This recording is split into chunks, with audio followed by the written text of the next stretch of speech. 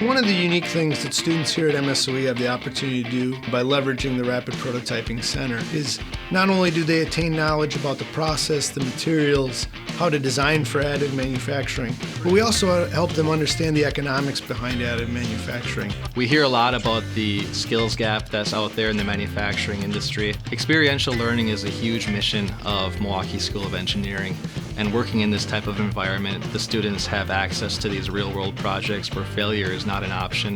The consortium started off 27 years ago this October with 4 original members: Harley-Davidson, Snap-on Tools, Kohler, and Outboard Marine. Currently there's 47 companies.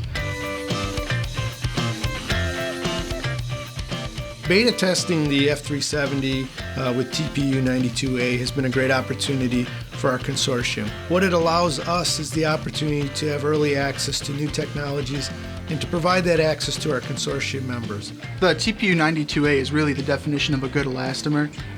As you can see here with this duct hose, it really flexes, bends, anything you can do without breaking, returns to its original shape, no problem. Overall, it's a very fantastic material with a wide range of uses. We've seen a lot of demand over the years for elastomers because, unlike rigid polymer parts, the only way to produce an elastomeric material is either to 3D print it or to create tooling and cast it. TPU is a compelling material for a lot of our consortium members. The ability to produce medium to large size functionally rubber parts or elastomeric parts is something that's attractive for a lot of our members. We had an experience shortly after we installed our F370 with the TPU 92A. We were struggling with a part on one of our open source printers and said, well, we have this new Stratasys machine, let's put it on there and see what happens, see if Stratasys can build it. The part was built completely fine first try, and what was really eye-opening is the fact that it printed at 4 times the speed of the competitive printer.